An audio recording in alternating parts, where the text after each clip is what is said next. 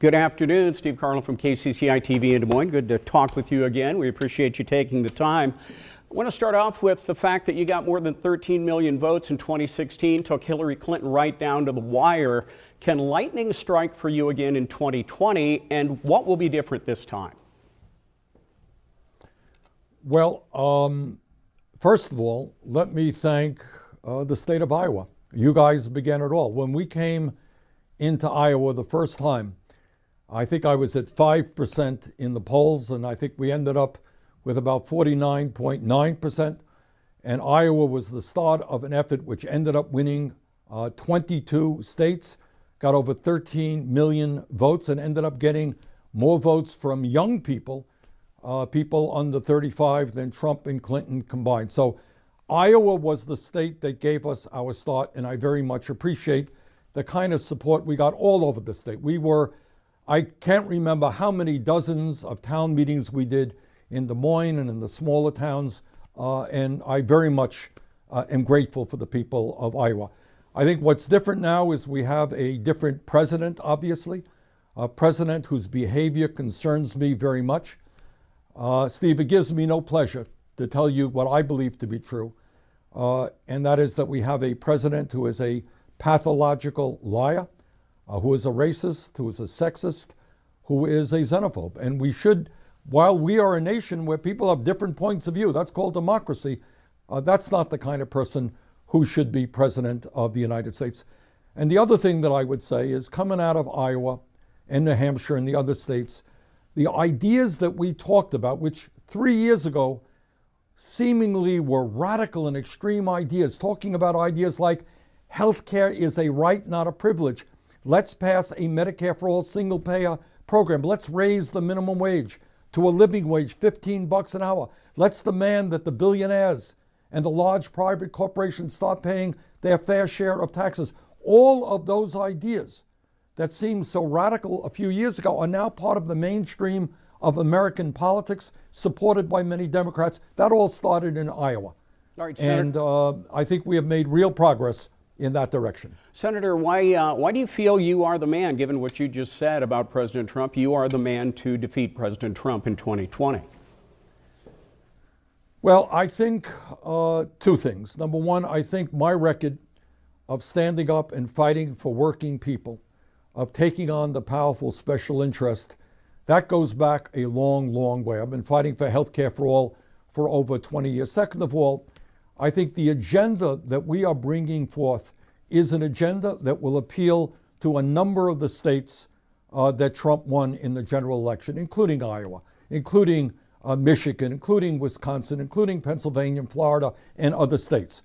So I think that we have the capability in this campaign of bringing our people together, Black and white and Latino, Asian American, Native American, bringing people together around an agenda that says we need an economy and a government that works for all of us, not just a handful of billionaires and wealthy campaign contributors. I think that's a message that will resonate. All right, Senator, if you feel you are dedicated enough to run for the Democratic Party nomination for president on their ticket, why are you still not a Democrat? And if there are enough diverse young candidates advocating for the same kind of policies that you advocate for, why are you running again? And what do you bring to the table that they don't? Good. Well, Steve, just so you know it, I am a member of the Democratic leadership in the United States Senate. That's who I am. And I was, a few months ago, in Iowa supporting J.D. Scholten he didn't win, but to win the, become congressman from Iowa. And I was all over this country fighting for Democrats to become members of Congress, senators, and governors. And I have raised over the years literally millions of dollars for Democratic candidates. The second point is I am very proud of the fact that we are seeing a freshman class in the U.S. House that it is the most diverse, more women, more people of color, more people of different backgrounds, younger, more progressive than we have seen in the modern history of this country. And I dare say that my 2016 campaign which said to young people, said to working people, stand up, fight back. You don't have to get online. If you believe strongly in an America that works for all of us, you run for office. And I think that has had an impact on the political culture that we see right now. Okay, Senator, if elected, you would be 78 on Inauguration Day. How concerned should people be about your age? I think, Steve, I am very fortunate, and I'm going to knock on some wood here, that I am a very healthy individual. I honestly cannot remember missing more than maybe 5 days of work in the last 6 or 7 years. When I was a kid, I was a long distance runner, a pretty good miler, cross-country runner, and I've got a lot of endurance. I had it then, and I have it now. And I would just ask people that when you look at a candidate, any candidate, don't judge them by the color of their skin. Don't judge them by their gender. Don't judge them by their sexual orientation. Don't judge them by their age. There are people who are 50 years of age who don't have a lot of energy. That's just the fact. There are people who are 90 who are putting in really productive work. So I would ask people to look at the totality of the candidate, including myself. And I think if they do, you'll find somebody who is strong, somebody who is energetic, somebody who is helping to lead the fight in this country, to create an economy that works for all of us, not just the few. Somebody who's been at the forefront on so many of the important issues facing working people. So I would simply ask that people look at the totality of who I am and not just one factor. All right, Senator, what does a pathway to citizenship look like, and do we have a problem, a national emergency at the southern border? No, we have a problem. We do not have a national emergency. I think what Trump is doing is unconstitutional. It's unlawful. I think the courts will overturn it. I do believe we need strong border security. I think building miles and miles of walls is not the cost-effective way to provide that security. I also think when you talk about immigration that you got 1.8 million young people in this country eligible for the DACA program. If I had my way about it, we would provide legal status to them tomorrow. And I think we need to move forward with comprehensive immigration reform and a path towards citizenship for the 10 million plus undocumented people in this country. I think that's good for our economy, and it's the right thing to do. Senator, do you support the Green New Deal? I sure do. I happen to disagree very strongly with President Trump. I think that climate change is real.